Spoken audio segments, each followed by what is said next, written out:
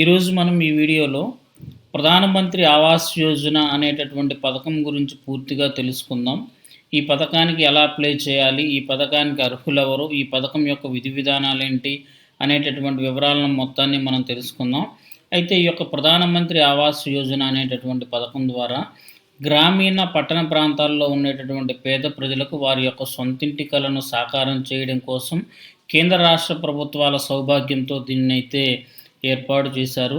ఈ యొక్క పథకం ద్వారా ఎవరైతే ఎలిజిబిలిటీ పొందుతారో వాళ్ళకి 2,67,000 రూపాయల వరకు అయితే వాళ్ళకి సబ్సిడీ రూపంలో వస్తుంది. అయితే ఈ యొక్క ప్రధానమంత్రి ఆవాస్ యోజన పథకానికి సంబంధించి మనం ఏ విధంగా అప్లై చేయాలి, అసలు ఈ యొక్క పథకం యొక్క విధి విధానాలు ఏంటి అనేవి మనం కానీ చూసినట్లయితే, అంటే దీనిలో విధానం ఏంటి అన్నట్లయితే, దీనికి గాను మనం ఏదైతే ఇల్లు కట్టుకుంటామో ఆ ఇంటికి సంబంధించి బ్యాంకు నుండి అయితే లోన్ తీసుకోవాలి. మనం తీసుకున్నటువంటి లోనుకి గాను మనకి ఎంతైతే సబ్సిడీ వస్తుందో ఆ సబ్సిడీ మొత్తాన్ని బ్యాంకుకు జమ చేస్తారండి ప్రభుత్వం.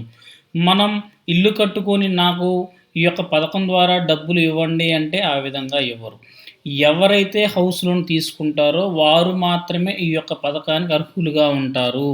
అయితే ఇంకొకటి, ఇప్పుడు ఆల్రెడీ నేను హౌస్ కన్స్ట్రక్షన్ చేసేసానండి, నాకు ఈ యొక్క ఇంటికి సంబంధించి నేను ఈ యొక్క ఆవాస్ యోజన పథకం ద్వారా లోన్ తీసుకోవచ్చా? ఒక్కసారి నిర్మాణం పూర్తయిన ఇంటికి రాదు. మనం ఏ విధంగా అయితే కన్స్ట్రక్షన్ జరిపే టైంలో హౌస్కి లోన్ తీసుకుంటామో ఆ లోన్ తీసుకునే టైంలోనే దీనికి సంబంధించి ఈ యొక్క పిఎంఏవై స్కీమ్కు కూడా అప్లికేషన్ పెట్టాలి. ఇలా పెడితే మాత్రమే ఈ యొక్క పథకానికి అర్హులుగా భావిస్తారు. ఇప్పటికే మనం లోన్ హౌస్ కట్టాము, ఈ హౌస్కి సంబంధించి లోన్ ఉంది, వీరికి ఈ పథకం వర్తిస్తుందా అంటే అలాంటి వాటికి వర్తించదు. అయితే ఈ యొక్క పథకానికి సంబంధించి అవసరమైనటువంటి పత్రాలు ఏంటి అన్నట్లయితే వారికి ఆధార్ కార్డు కావాలి, పాన్ కార్డు కావాలి, అదేవిధంగా ఇన్కమ్ సర్టిఫికేట్ కావాలి, అదేవిధంగా వారి యొక్క రేషన్ కార్డులో ఎవరైతే మెంబర్స్ ఉంటారో వారి అందరికీ సంబంధించి ఫామ్ 16 కూడా ఉండాలి. అయితే ఈ యొక్క పథకానికి సంబంధించి ఎలిజిబుల్ పర్సన్స్ ఎవరు అనేటటువంటి వివరాలు మనం కానీ చూసినట్లయితే, ఇక్కడ కుటుంబ ఆదాయం ఎవరికైతే సంవత్సరానికి 18 లక్షల రూపాయల లోపుగా ఉంటుందో వారైతే ఈ యొక్క పథకానికి అర్హులు. అదేవిధంగా వారికైతే పక్కా హౌస్ అయితే ఉండకూడదు. ఆ రేషన్ కార్డులో ఉన్నటువంటి ఏ వ్యక్తి పేరునైనా పక్కా హౌస్ కానీ ఉన్నట్లయితే వారి యొక్క పథకానికి అనర్హులుగా భావించబడతారు. మనకి పక్కా హౌస్ అంటే ఏంటంటే, ఏదైనా సరే ఒక ఇంటికి సిమెంట్తో స్లాబ్ వేసిన ఇల్లు ఆ రేషన్ కార్డులో ఉన్నటువంటి ఏ వ్యక్తి పేరున ఉన్నా కానీ వారి యొక్క పథకానికి అనర్హులు. ఒకవేళ ఆ కుటుంబంలో ఎవరికైనా సరే పెంకిటిల్లు కానీ, రేకుల షెడ్డు కానీ, లేదంటే పక్కా గుడిసెలు కానీ ఉన్నట్లయితే ఇవి కౌంట్లోకి రావు, వీటిని పరిగణలోనికి తీసుకోరు. ఇవి ఉన్నా కూడా ఏమి కాదు, వాటిని పడేసి వాటి స్థానంలో కొత్తగా మీరైతే బిల్డింగ్ను నిర్మించుకోవచ్చు ఈ పథకం ద్వారా. ఎవరి పేరునైతే మనం ఈ యొక్క పథకానికి అప్లై చేస్తూ ఉన్నామో వారికి ఖచ్చితంగా 18 సంవత్సరముల పైనబడినటువంటి వయసు ఉండాలి.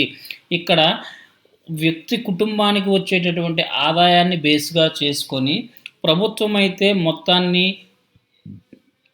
4 గ్రూపులుగా విభజించారండి. ఆ యొక్క వివరాలను మనం ఇక్కడ కానీ చూసినట్లయితే ఈడబ్ల్యూఎస్ అని ఉంటుంది. ఈడబ్ల్యూఎస్ అంటే ఎకనామికల్లీ వీకర్ సెక్షన్.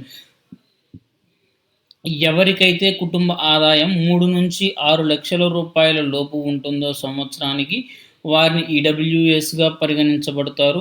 అదేవిధంగా లోయర్ ఇన్కమ్ గ్రూప్ అంటే ఎవరికైతే సంవత్సర ఆదాయం 3 నుంచి 6గా ఉంటుందో వీరిని 2గా విభజించారు, EWS and lower income group అని. అదేవిధంగా మనం కానీ చూసినట్లయితే నెక్స్ట్ MIG1, MIG2 అంటే medium income group 1, medium income group 2 అంటే 6 నుంచి 12 లక్షల రూపాయల వరకు ఆదాయం ఉన్న వారిని ఒక గ్రూపు గాను, 12 నుంచి 18 లక్షల ఆదాయం ఉన్న వారిని ఇంకొక గ్రూపు గాను పరిగణించబడతారు. మనం ఇక్కడ కానీ చూసినట్లయితే ఇది వచ్చేసి వాళ్ళ గ్రూపు, ఇవి వచ్చేసి వారి యొక్క సంవత్సర ఆదాయం. ఈడబ్ల్యూఎస్ అంటే 3 నుంచి 6, LIG అంటే 3 to 6, MIG అంటే 6 to 12. ఈ యొక్క ఆదాయం ఉన్న వారికి మధ్య మీకు వచ్చేటటువంటి బ్యాంక్ సబ్సిడీ ఎంత వస్తుందయ్యా అన్నట్లయితే ఈ యొక్క ఈడబ్ల్యూఎస్ వారికైతే రూ. 2,67,000 వరకు ఈ యొక్క బ్యాంక్ సబ్సిడీ వస్తుంది. అదేవిధంగా ఈ యొక్క MIG2 అంటే 12 నుంచి 18 లక్షల రూపాయల మధ్య ఎవరికైతే సంవత్సర వార్షిక ఆదాయం ఉందో వారికి 2,30,000 వరకు బ్యాంక్ లోన్ సబ్సిడీ కింద రావడానికైతే అవకాశాలు మనకి ఉన్నాయి. అదేవిధంగా మనం కానీ చూస్తున్నట్లయితే దీనిలో రాష్ట్ర ప్రభుత్వం, కేంద్ర ప్రభుత్వం రెండూ కలిసి ఇస్తూ ఉన్నాయి. దీనికి గాను రాష్ట్ర ప్రభుత్వం వచ్చేసి 40% కానీ భరించినట్లయితే 60% వరకు ఈ యొక్క పథకానికి సంబంధించినటువంటి విధి విధానాలు సంబంధించినటువంటి రెవెన్యూ ఆదాయ డబ్బులను మొత్తాన్ని కేంద్రం భరిస్తూ ఉంది. అదేవిధంగా మారుమూల ప్రాంతాలు ఎక్కడైతే కరెంటు సరఫరా, ఎక్కడైతే త్రాగునీరు అందుబాటులో లేని మారుమూల ప్రాంతాలు ఉన్నాయో అక్కడ కానీ చూసినట్లయితే 90% వరకు అయ్యే ఖర్చును మొత్తాన్ని కేంద్ర ప్రభుత్వమే భరిస్తూ ఉంది. అదేవిధంగా మనం కానీ చూసినట్లయితే కేంద్రపాలిత ప్రాంతాల్లో 100% ఎన్ని మనం అప్లై చేసుకున్నా సరే వీటికి అయ్యే ఖర్చు మొత్తాన్ని కేంద్ర ప్రభుత్వమే భరిస్తూ ఉంది. కాబట్టి ఎవరైతే కొత్తగా ఇల్లు కట్టుకోవాలనుకుంటున్నా లేదంటే హౌస్ లోన్ తీసుకోవాలనుకుంటున్నా మీరైతే మాత్రం స్టార్టింగ్లోనే బ్యాంకులో మీరు దీనికి సంబంధించి లోన్ తీసుకునే టైంలోనే మీరు దీనికి అప్లికేషన్ కూడా పెట్టవలసి ఉంటుంది. ప్రధానమంత్రి ఆవాస్ యోజన కేంద్ర ప్రభుత్వం ప్రవేశపెట్టినటువంటి ఈ పథకాన్ని పేద ప్రజలందరూ యూజ్ చేసుకోవాలని మనసారా కోరుకుంటున్నానండి. Thanks for watching. Please subscribe my channel.